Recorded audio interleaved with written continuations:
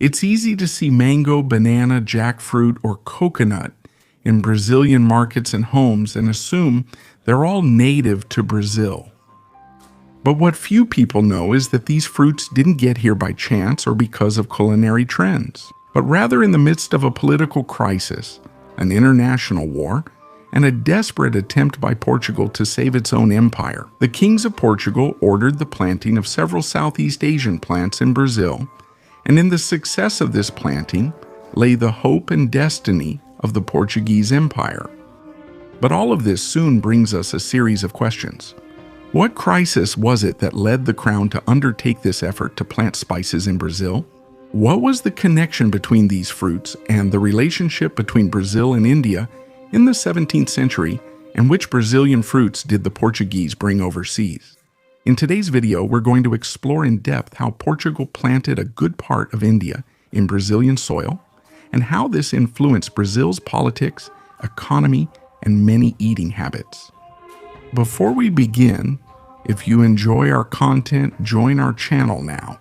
This gives you access to our group and exclusive content like live classes, to dive even deeper into the behind the scenes of history, to understand how and why the Portuguese brought so many fruits from India to Brazil. We need to understand the major problems Portugal faced in the 17th century after the formation of the Iberian Union. The Kingdom of Portugal, now having the King of Spain as its king, also began to attract the enemies of that kingdom, including the Netherlands. The Dutch were fighting the Spanish in the 80 Years' War to try to gain their independence. And at the same time, they had business interests, especially regarding sugar refining. And the Portuguese Empire really starts to be threatened when the Dutch spy named Jan Huygen van Linschoten travels throughout the Portuguese Empire. And then he publishes a work called Itinerary, where he detailed all the strengths and weaknesses of the Portuguese, especially in the East.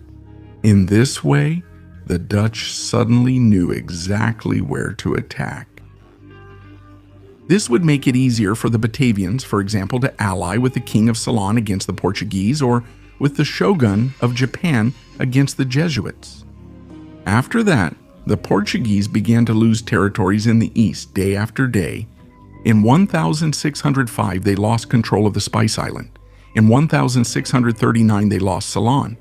And in 1641, they lost Malacca. That plus many Indian cities. In this way, Portugal entered a major impasse. Spices from the East were still highly valued in Europe.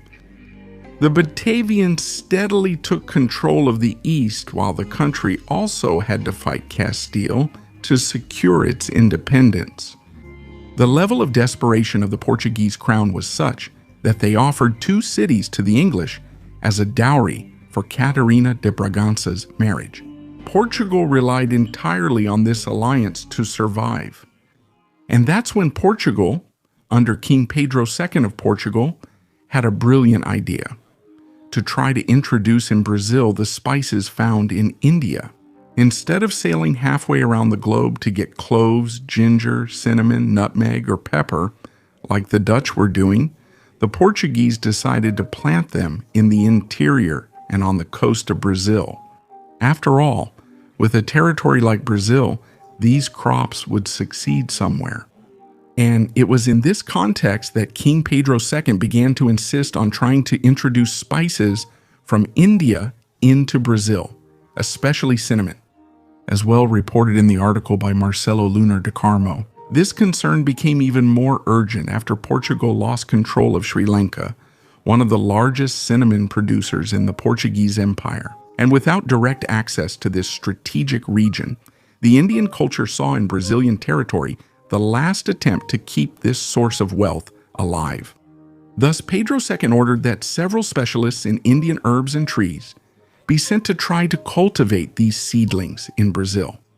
But cultivation wasn't easy. That's because the cinnamon tree didn't come from seeds, but from seedlings, and a lot of seedlings. They couldn't survive the long trip from India to Brazil and died on the way. And the result of this effort is interesting. Francisco Lamberto in 1690 wrote to the king saying that two cultivators who came from India were incompetent because they let them die on the ship. Almost all the pepper and cinnamon seedlings, however, the few seedlings that survived, proliferated relatively well in Brazilian territory, especially in Bahia. At that time, this region of Brazil already had 4,000 plants, and the fact that cinnamon has antifungal properties helped a lot so that the plant was not affected by pests. The Portuguese were also very successful with saffron, managing to continue its production in Brazil. Pepper, on the other hand, was a complete disaster. The pepper plant simply didn't bear fruit, and not a single seed sprouted.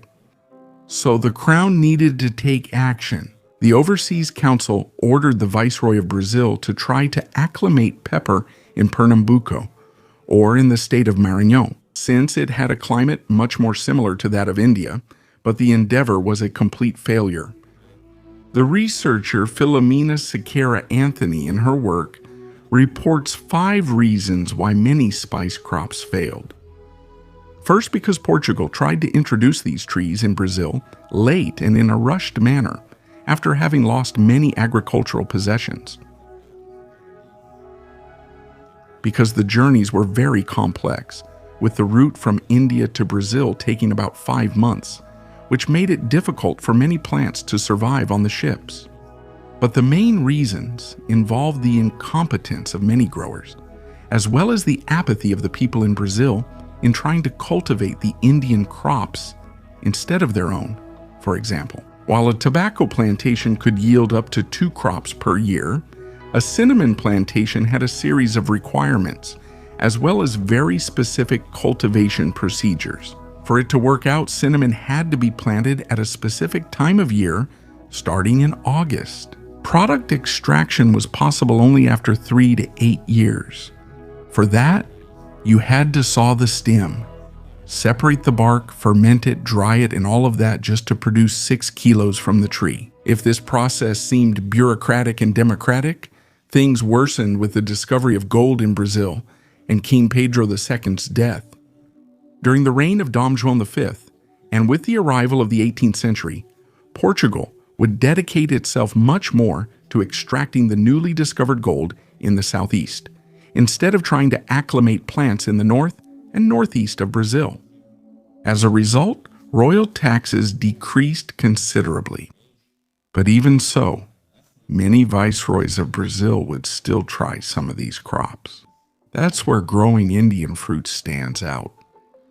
Unlike the spices, which were so difficult to handle, many of the fruits brought from the east adapted extremely well to Brazilian territory, becoming part of Brazilian cuisine. In 1750, the Viceroy of Brazil received 3 Indian cultivators from the Viceroy of Portuguese India to teach the local authorities about the art of cultivation. The cultivation of palm trees and coconut trees on the Brazilian coast, as researcher Marcia Moisés Ribeiro points out, became much more intense after the end of the 17th century due to increased contact between Brazil and the East. Since the journey from the East to Portugal was long, a stopover of a few days in Brazil was inevitable. In other words, before heading to Lisbon with any cargo from India, ships would usually dock in Salvador to rest and repair the vessel. And so part of the cargo was traded beforehand in Brazil before heading up to Portugal. In addition, Portugal also made a botanical effort.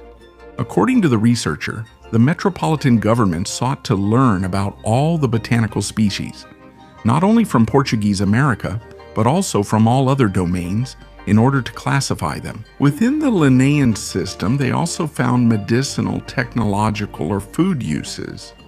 And so, Portugal explicitly encouraged the exchange of plants between the continents. And so, just as the Portuguese brought many fruits and trees, they also took many Brazilian crops to Asia. The Portuguese took guava and cashew to India, and today India produces 8 times more cashew than Brazil. And, in the same way, Brazil produces many fruits that came from India.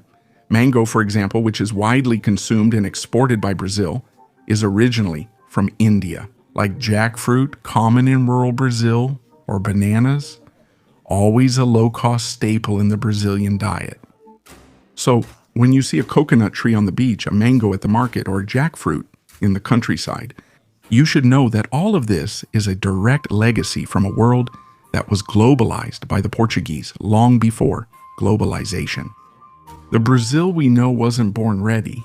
It was built and planted along the roots of trade, war, and the desperate decisions of kings who tried at all costs to generate wealth in the territory, and who, without knowing it, would leave roots right on the plates of Brazilians, with a series of fruits that sweeten and delight the tables of so many people every day. And did you know the history of these crops? What surprised you the most? So, go ahead and leave your comment right now and take the opportunity to become a member of the channel right now. This gives you access to exclusive content, so you can not only support our work, but also dive deeper and learn even more about the fascinating Iberian history.